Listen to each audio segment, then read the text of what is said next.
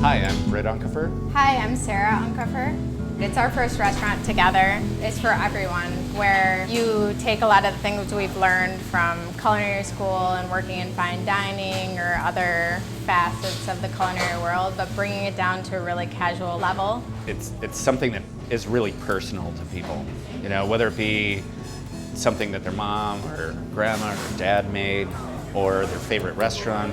Everyone knows it and loves it and embraces it, and they all have their own ideal of what it is. Hello, my friends. How are you? Good to see you. Okay, come on back and we'll make some pies. So, we're gonna flatten it out. All right. I'm gonna try the one-handed technique. Okay. Okay. You just get it flat there, and then we're just gonna start spreading it. You wanna kind of work the edges first. You're way ahead of me. But you understand the gluten. Yep. You understand the And structure. That's probably good, because we're gonna give it a toss now. Okay. And then it's just kind of a simple twist and throw. So. You go, then I'll go.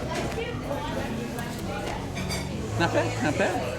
There we go. I mean, right? That's legit. It is. Look at the bubble. I love the bubbles. Yep. There you go. I made my own. Is that cool? Yeah. Yeah? Perfect. All right. It's round. They're mostly round. And then we're gonna bring it over here. All right. So you've got cornmeal laid down already. Yep. Yeah. Absolutely. I'm no fool. Okay. So- Look at this.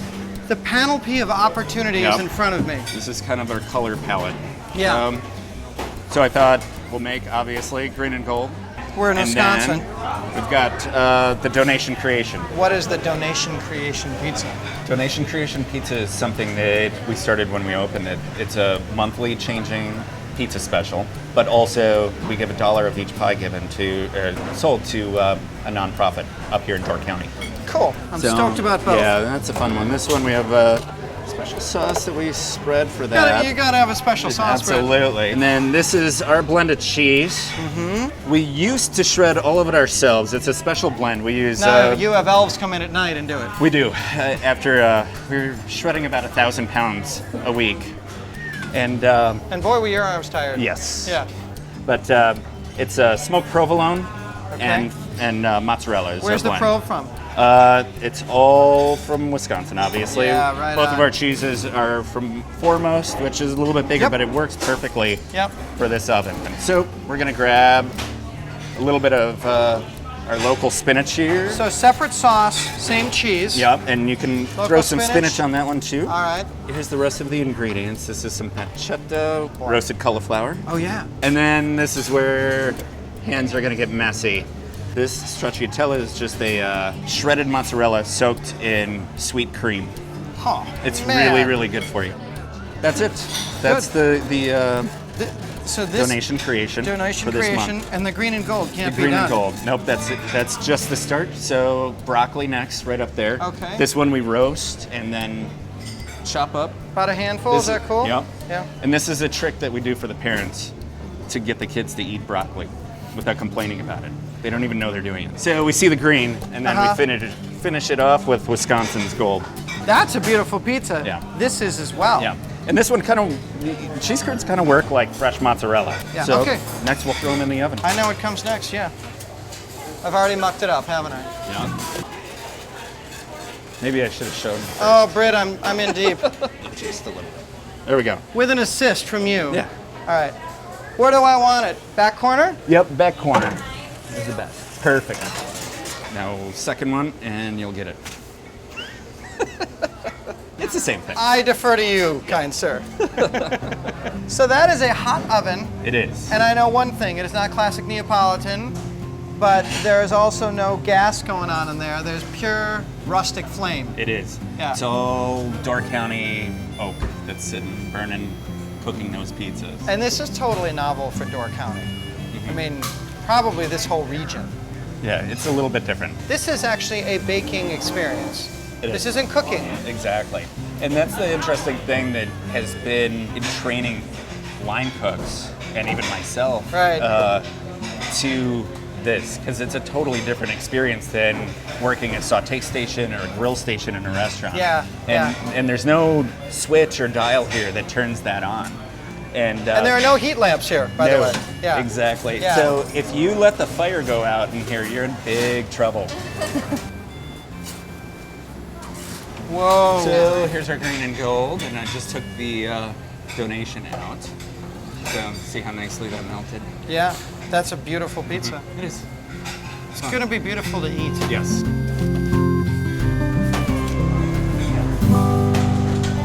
So which slice first? Oh, well, since you made this one, and we've kind of seen a lot of this prep, let's do this, okay? Yep. So this is, again? This is our donation creation. Cool. Let's dig in. Okay.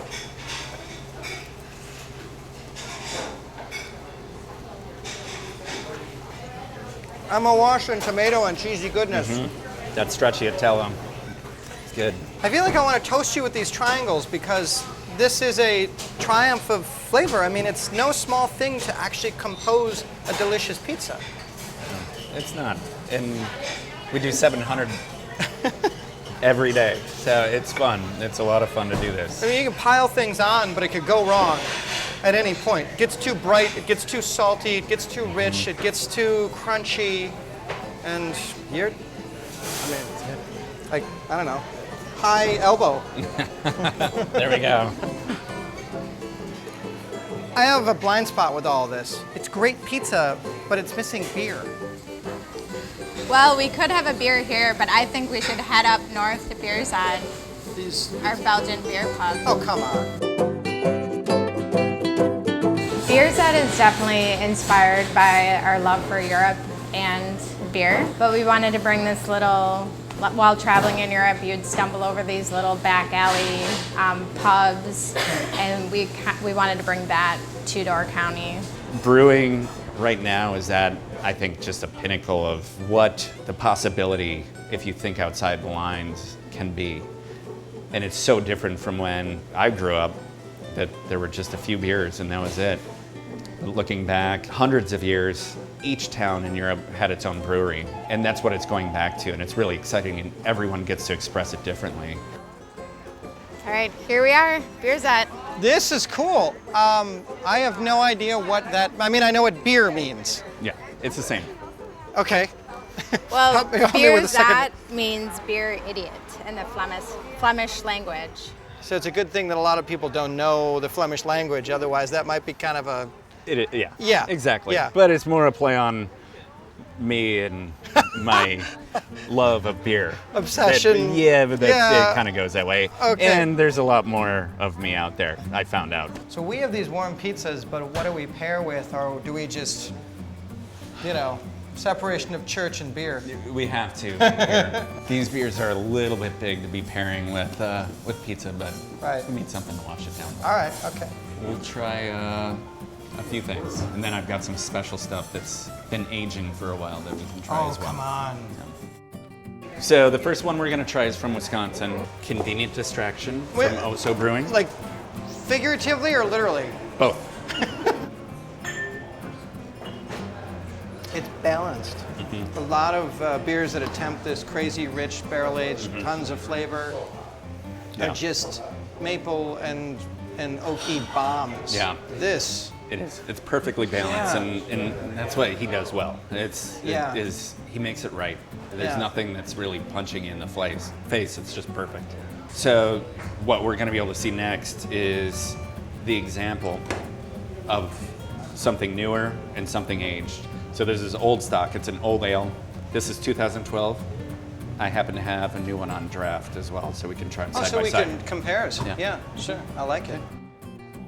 Okay. So what we have here is a 2015 old stock from North Coast. I'll pour these as well. Nothing to be ashamed of. Not We're at just all. doing It's a little fantastic. comparison. Oh, Yeah. Fantastic. Yeah. Right, exactly. This is truly one of my favorite beers. So I would try the new one first, Okay. New one which first. has more of the head. Yeah. That's here. A little bit more foam. Yeah, that's no slouch. No, it's great.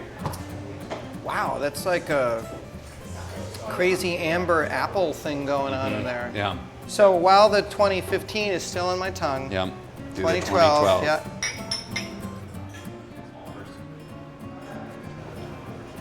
That's insane. Cognac hit my nose. soft wash of bubbles. It tastes like wood smoke and caramel all at the same time. And now it's a butterscotch falling forward over my palate. Yep. It went from sharp Granny Smith apple in 3 years to a completely different beer. Yeah, it is. It's in almost every beer will make that transformation. That's that incredible. you would want to age. This is alcoholic alchemy right here. Yeah. So I've got one more for us. So this is Golden Drac. It's a very nice Belgian Golden beer. Drac at Bier Zot. Yes. I mean, seriously, this is living. We're eating amazing, great, fresh pizza, Wisconsin ingredients, terrific Belgian beer. Instead of dying and going to heaven, I've just gone to Door County.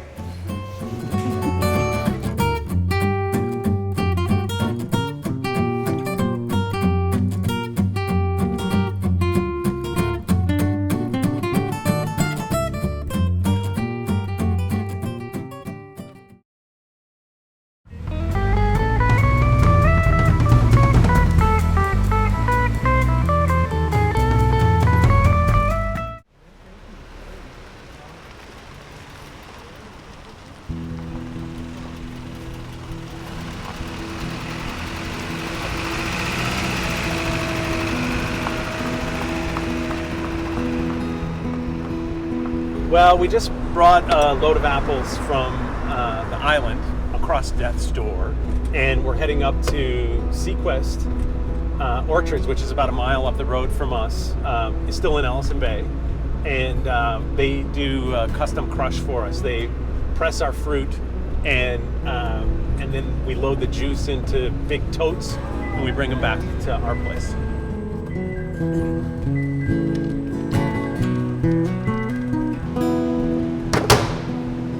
What I do love about cider making in general is that there are many different facets to it. So there's becoming an orchardist, and there's a beautiful seasonal cycle to it. So you know, we're out here pruning in March. We're kind of training the trees and stuff into the spring, and then by midsummer, fruit is setting, bees are flying around. And in the fall we're harvesting, and then we begin fermentation October, November. It's a full season cycle. It smells great in here, but the goal is to try to keep that smell in the final product.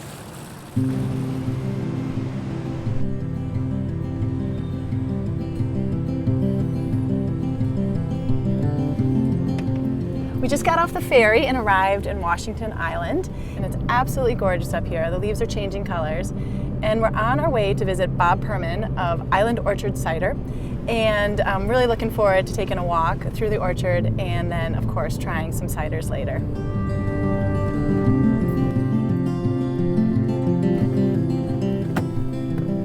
Hey there. Hi Bob, how are you? Good, how you doing? Good. How was the crossing? A little windy. Yeah. Good to see you. Kind of bumpy today. Isn't it? Yeah, but no, I handled it like a champ. Let's go out and see the orchard. Perfect. All right.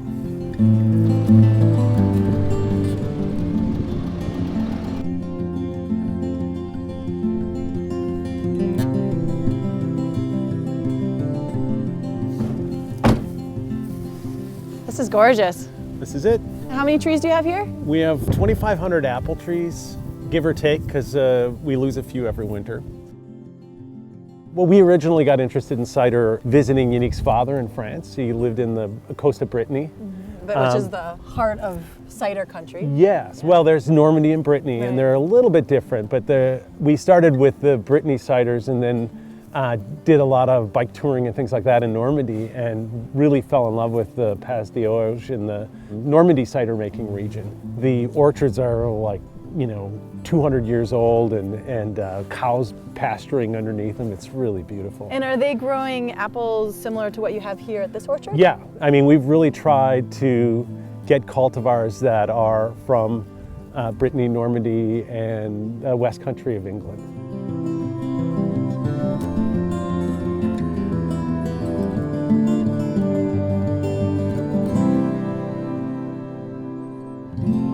So you definitely have more of a French style ciders is what you're going for, right? Or Yeah, originally we were inspired by the Normandy style ciders, You know, a lot of it is New World method, of course. So, you know, we kind of think we're doing our own thing now. Yeah, an American original. Cheers. Cheers. Wow, you know, it's interesting. I mean, it's got that complexity that you were referring to with the yeast on the dead yeast cells, and still you can taste that it's from apples, which you want. You want to know it's from apples. Yeah. And you know, we like to think that what we do is 100%, you know, true to the fruit and the yeast, and I mean that's all there is to it.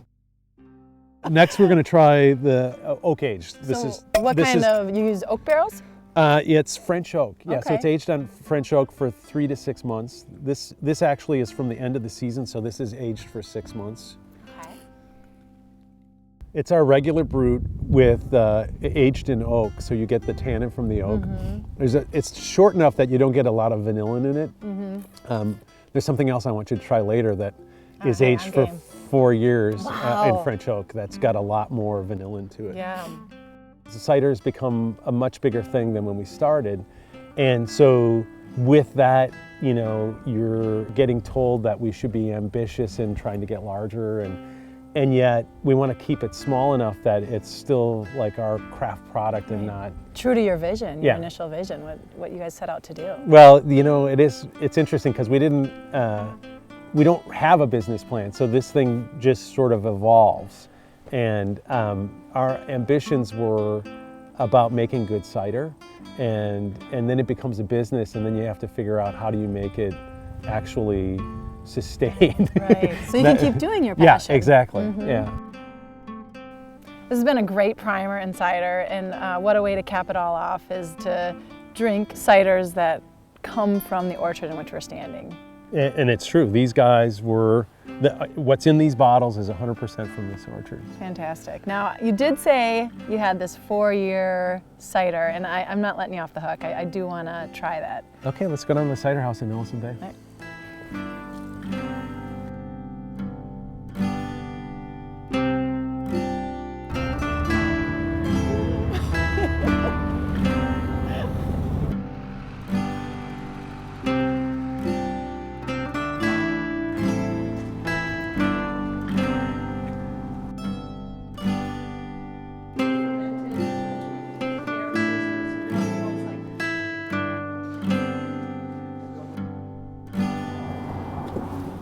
Welcome to the cider house. Great, thank you. This is great. Our tasting room. Yeah, very much in demand on a Saturday afternoon. It's pretty busy. Yeah, October is one of our busiest months. Let's go into the fermentation All right. plant. It's a little quieter.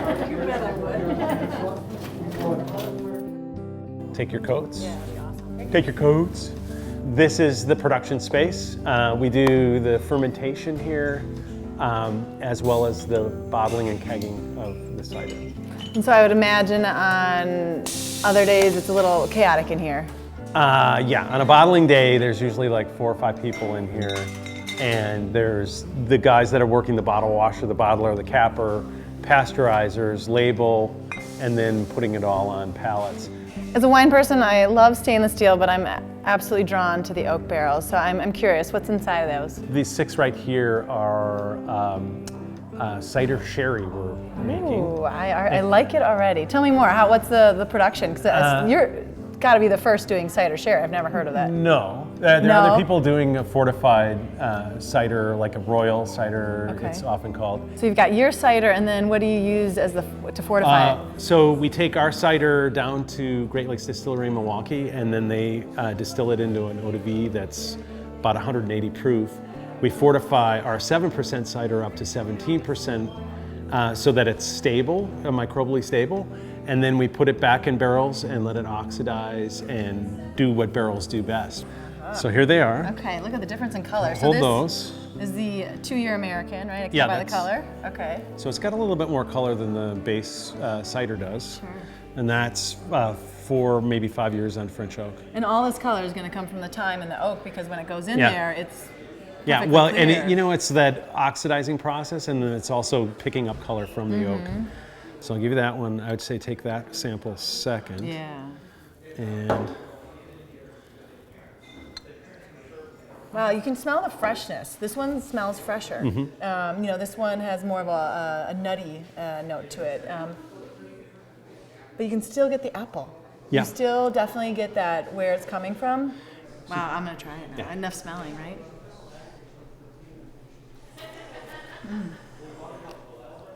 Really nice. Yeah, it's fresh. It's kind of got that the Fino sherry characteristic, you know, which is it's been aged for 2 years and yet still has this freshness. It still pops on the palate really nicely, and then the length is fantastically long. You get a little bit from the American oak. It's almost got a little bit of the bourbon, definitely. That vanilla, sweet vanilla taste. It's not sweet. These is dry, right? I mean, there's no, Well, there's a little residual sugar in there. Ooh, and I get the nice warming burn down the. Which you don't feel on the palate though, which is a testament to its quality when you don't taste the burn, but you feel the burn. Yeah, definitely. It warms your belly. Mm-hmm. Perfect for a fall day, huh? Oh yeah, yeah. More like floral and elegant, and less of that vanilla. A little bit more of a dried apple and nuttiness to it than I'd love to hear what your take on it. Well, I love this, right? I want to produce that in very limited quantities, like 1 or 2 barrels a year. Will there be a bottle with my name on it? Of course there are. Okay, good. I hope so. Well, thank you so much. You guys are, inspirational in finding a second career in your lives and succeeding at it. And it's been fun. Thank you. Thank you.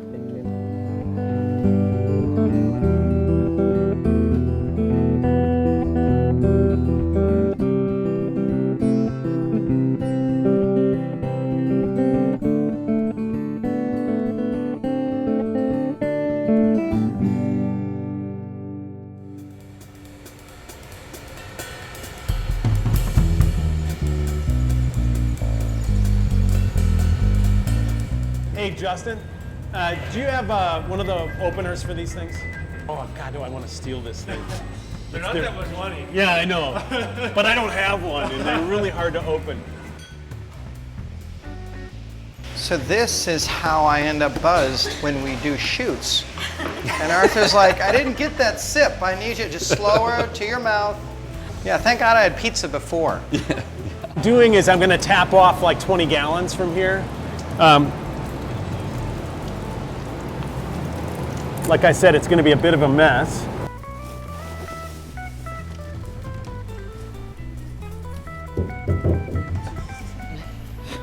You're fired. Wisconsin Foodie would like to thank the following underwriters for their support: